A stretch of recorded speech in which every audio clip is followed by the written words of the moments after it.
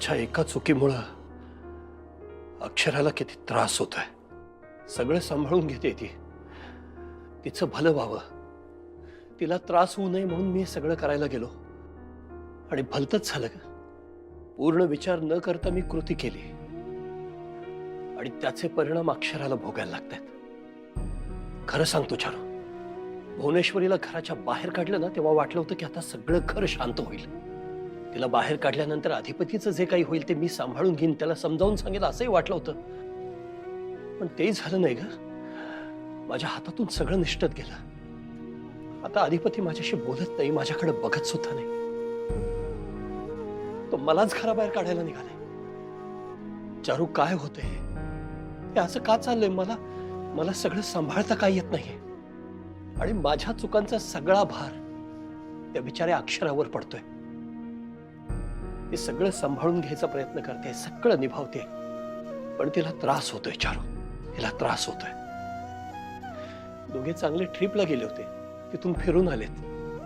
आता त्यांच्यातलं नातं बहरायला हवं, त्यांना एकत्र वेळ मिळायला हवा होता, पण माझ्या एका चुकीमुळे हे सगळं चुकीचं घडतंय। आणि ती भुवनेश्वरी, अधिपती नुसता वेड्यासारखा त्या भुवनेश्वरीला शोधत फिरतोय आणि अक्षरा इकडे घर सांभाळते, अधिपतीला सांभाळते, आम्हाला सांभाळते। आणि ती भुवनेश्वरी, ती फोन करते, पत्र पाठवते, पण स्वतःचा थांग पत्ता लागू देत नाहीये। तिला माहितीये इथे काय होतंय। मुद्दाम करते चारू, ती मुद्दाम करते, सूड उगवते ती माझ्यावर, या घरावर। आणि हे सगळं असह्य होतंय मला चारू। जावई बापू, अहो काय बोलताय तुम्ही?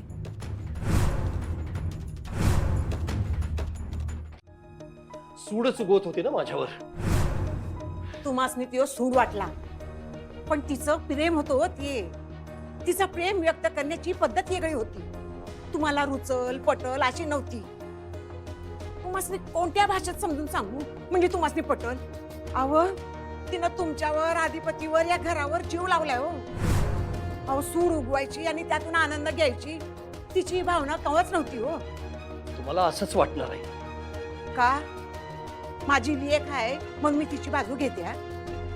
अहो तुम्हासनी माहित नाही, जेव्हा कवा तुमच्यात भांडण व्हायची नव, तिला लई वाईट वाटायचं, हसायची होती, माझ्यापाशी येऊन रडायची, पण त्यात बी कवा बी तुमच्याबद्दल चकार वाकडा शब्द काढला नाही बघा। उलट तिला खंतच वाटायची, ह्या माणूस मला का समजून घेत नाही। अहो माझ्यापाशी बोलून दाखवायची, तुम्हीच कधीच समजून घेतलं नाही तिला। तुम्ही समजून घ्यावं एवढी एकच इच्छा होती बघा तिची।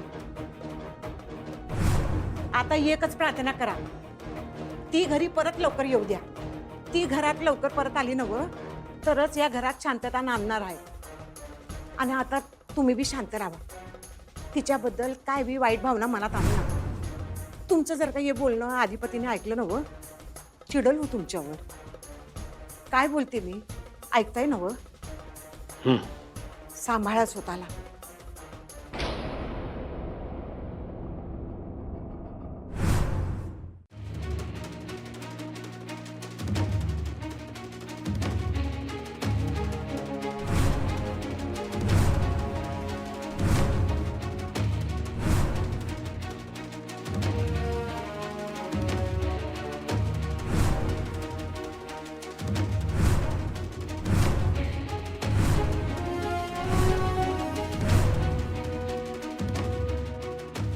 तुम्ही हाताला धरून बाहेर काढलं ना आमच्या आईच्या बसने, विषय संपला। तुम्हाला पण ह्या घरात राहायचा आता काय अधिकार नाही चारू सुरी।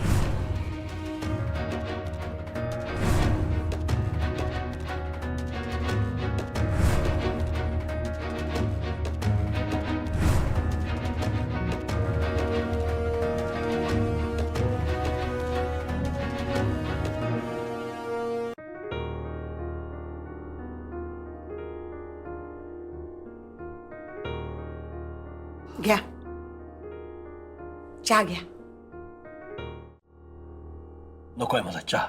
हो नग काय, सकाळपासून काय बी खाल्लेलं नाही, चहा घ्या, मी धनाजीकडे नाश्ता पाठवते। आई मला अहो सकाळच्या गोळ्या बी घ्यायच्यात ना तुम्हासनी। मला चहा नाश्ता खाणं पिणं काही नको आहे. चिडलायसा माझ्यावर मी बोलले म्हणून?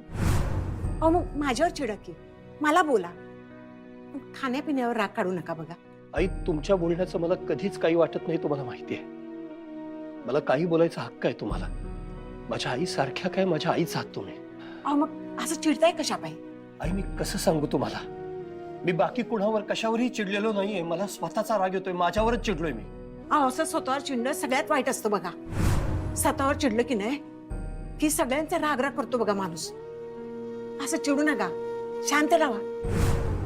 घ्या चहा घ्या. चहा पोटात गेला ना व की जरा राग शांत होईल बघा. आई नाही, कशाचा काही उपयोग होणार नाहीये. कशानं काही होणार नाहीये. माझी इच्छा मेली आहे सगळ्यावरची. असं काय बोलतायसा? आई, मला एकट्याला राहू दे थोडा वेळ प्लीज. हा, आता एकटं राहून काय करणार आहात? डोक्यात विचारांचं खूप वादळ उठले. आई, मी रागाच्या भरात तुम्हाला काही बोललो असेल ना. तुमचा मुलगा समजून माफ करा मला. नका नका, असं हात जोडू नका, हात जोडू नका. एवढा नका तराच करून घेऊ, समजा ठीक होईल बघा. तुम्ही चहा घ्या आणि आराम करा. मी नाश्ता पाठवते माझ्याकडे. घ्या चहा घ्या. बर, मी ठेवते इकडे.